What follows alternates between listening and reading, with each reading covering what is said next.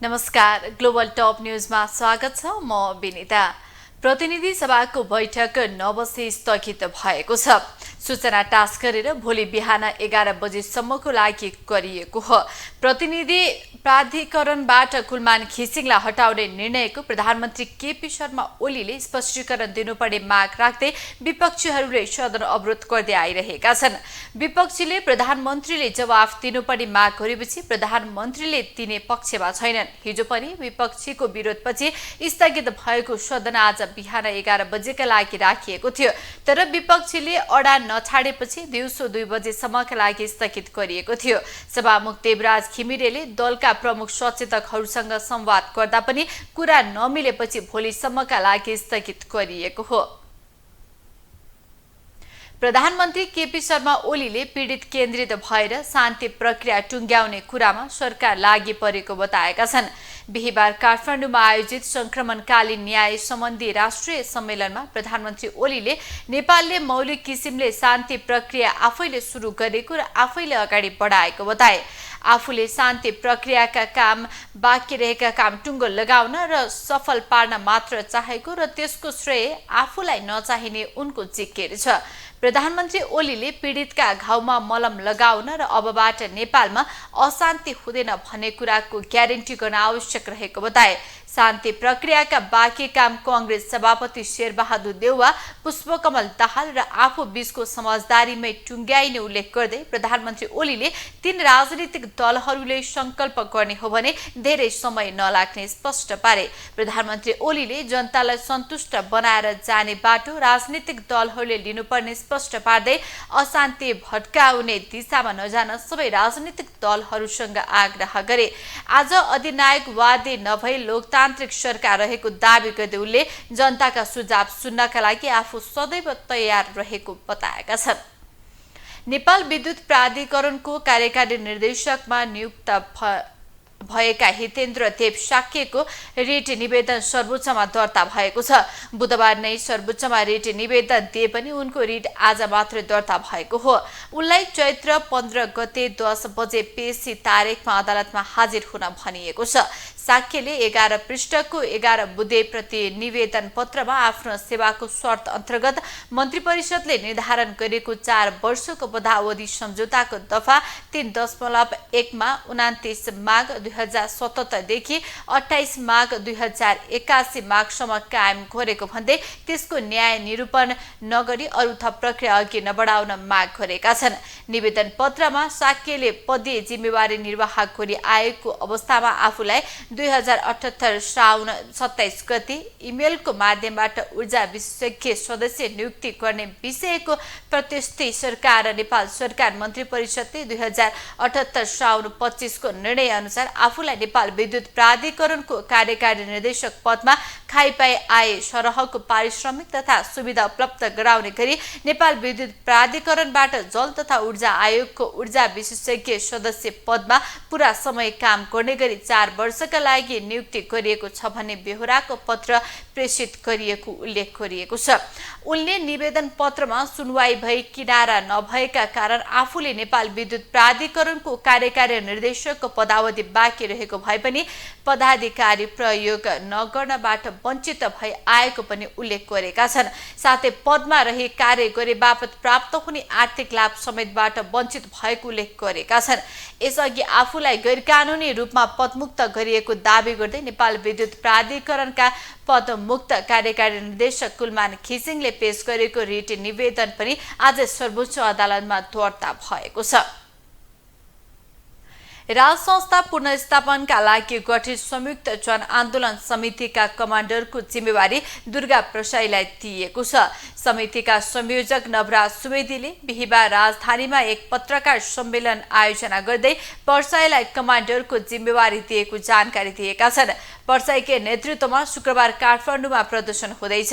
राजावादीको प्रदर्शनका लागि काठमाडौँ प्रशासनले तिनकुनेको स्थान छुटाएको छ। उक्त प्रदर्शन सफल बनाउने दायित्व सम्झिएको बताउँदै सुवेदीले आन्दोलनमा सहभागी हुन अपील समेत गरेका छन्। सोही दिन गणतन्त्र पक्षधरहरूले पनि काठमाडौँको भ्रिकुटी मण्डपमा प्रदर्शन गर्दैछन्। दुई ठाउँमा प्रदर्शन हुने भएपछि प्रहरी प्रशासनले सुरक्षा सतर्कता बढाएका छन्। नेपाली कांग्रेसका सांसद दुर्लभ थापाले लोकतन्त्रले सबै नागरिकलाई राजा बनाउने अधिकार दिएको उल्लेख गर्दै मुलुकमा कुनै राजा र रानीको आवश्यकता नरहेको टिप्पणी गरेका छन्। बिहीबार भक्तपुरको मध्यपुर ठिमे नगरपालिका 29औं स्थापनाको दिवसको अवसरमा आयोजित कार्यक्रमलाई सम्बोधन गर्दै सांसद थापाले जनचाहना अनुसार नेतृत्व परिवर्तन गर्न पाउने अधिकार आम नागरिकलाई भएको कारण व्यवस्था परिवर्तनको आवश्यकता नरहेको बताए। उनले प्रधानमन्त्री तथा आफ्ना प्रतिनिधिले चित्त बुझ्दो र जनआकांक्षा अनुसार काम गर्न नसके जनताले स्वीकार नगर्ने भन्दै सबैले जनहितमा काम गर्न जरुरी रहेको बताए। उनले एक थरी पार्टीहरू मिसन 2084 भन्दै हिँडेको उल्लेख गर्दै उनले काम गर्न कुनै वर्ष कुन नपर्ने बताए। मुलुकले थप अन्धकार र आन्दोलन थेक्न नसक्ने उल्लेख गर्दै उनले संविधानले नचिन्ने राजा ल्याउन लहैलहैमा नलाग्न समेत आग्रह गरेका छन्। राष्ट्रिय स्वतन्त्र पार्टी रासोपाको पहिलो महाधिवेशन आगामी वैशाखमा नहुने निश्चित भएको छ। तल्लो तहमा निर्वाचित कार्य समिति गठन हुन नसक्दा पूर्व घोषित कार्यतालिका अनुसार निर्धारित समयमा महाधिवेशन नहुने भएको हो। 1 र 2 असोजमा बसेको राष्ट्रिय भेलाले 25, 26, 27 र 2082 वैशाखमा केन्द्रीय महाधिवेशन गर्ने निर्णय गरेको थियो भने 12 गते बसेको केन्द्रीय समिति बैठकले महाधिवेशनको स्थानका लागि चितवन तय गरेको थियो। पूर्व निर्धारित कार्यतालिका कार्यान्वयन भएको भए यो महिनामा पालिका र जिल्ला अधिवेशन सकिने थियो, तर वडा तहको अधिवेशन अघि नबढ्दा पालिका संरचनाको अधिवेशनले गति लिन सकेको छैन। यसले समग्र तालिका नै प्रभावित भएको छ। कार्यवाहक महामन्त्री कविन्द्र बुर्लाकोटीका अनुसार हालसम्म 6 वटा पालिकाको मात्रै अधिवेशन सकिएको छ। महाधिवेशन केन्द्रित छलफल गर्ने गरी अर्को साता रासोपाले केन्द्रीय समिति बैठक बोलाउने तयारी गरेको छ। महाधिवेशन तोकिएको समयमा गर्ने गरी विकल्पमा पार्टीभित्र अनौपचारिक छलफल भइरहेको छ। तल्लो तहको अधिवेशन नगरी केन्द्रीय तहको गर्ने वा नयाँ कार्यतालिका बनाएर तहगत अधिवेशन गराउँदै केन्द्रको गर्ने गरी दुई विकल्पमा केन्द्रीय समितिमा छलफल हुने बुर्लाकोटीले जानकारी दिएका छन्। ललितपुर महानगरपालिकाका मेयर चिरीबाबु महर्जनले विकास निर्माणको हिसाबमा ललितपुर महानगरपालिका पुलमय भएको बताएका छन्। बिहीबार ललितपुर महानगरपालिका वडा नम्बर 14, 26 र 25 जोड्ने नक्कु खोलामा निर्मित पुल उद्घाटन गर्दै उनले महानगरपालिकाले नगरवासीको सुविधालाई ध्यानमा राखेर आवश्यक स्थानमा पुल निर्माण गरिरहेको बताए। चक्रपथको कुसुन्ते क्षेत्रमा सडक पार गर्ने क्रममा ट्राफिक दुर्घटनामा परेर 16 जनाले ज्यान गुमाएको बताउँदै उनले महानगरपालिका चक्रपथ क्षेत्रमा पुल र बत्तीको समस्याका कारण धेरै दुर्घटना हुने गरेको बताए। उनले पुल निर्माण र सडक बत्ती जडान गरेर नगरवासीलाई सहजता प्रदान गर्न आफू लागि परेको दावी गरे। अपाङ्गता मैत्री पुल निर्माण आफ्नो प्राथमिकतामा रहेको उनको भनाइरहेको छ। मेयर महर्जनले रात्रिकालीन अवस्थामा हवाई जहाजबाट काठमाडौँमा उपत्यका छिर्ने बित्तिकै जुन सहर उज्यालो देखिन्छ त्यो ललितपुर महानगरपालिका हुने गरी बत्ती राख्ने काम सुरु भएको बताएका छन्। जनक शिक्षा सामग्री केन्द्रले शैक्षिक सत्र 2082 का लागि पाठ्यपुस्तक छपाईको काम सकिएको जनाएको छ। केन्द्रका अनुसार 1 वैशाखदेखि सुरु हुने नयाँ शैक्षिक सत्रका लागि पाठ्यपुस्तक छपाईको काम सकिएको हो। केन्द्रका प्रबन्ध निर्देशक यदुनाथ पौडेलका अनुसार 8 वटा क्षेत्रीय कार्यालय र केन्द्रबाट 14 जिल्लामा बिक्री वितरण हुनेछ। कक्षा 1, 2 र 4 को पाठ्यपुस्तक निजी क्षेत्रबाट छपाई भएको केन्द्रले जनाएको छ। कक्षा 3, 5 र 6 देखि 12 सम्मका पाठ्यपुस्तक भने जनक शिक्षाबाट छपाई भएको केन्द्रकी सूचना अधिकारी पार्वती नेउपानेले बताएकी छिन्।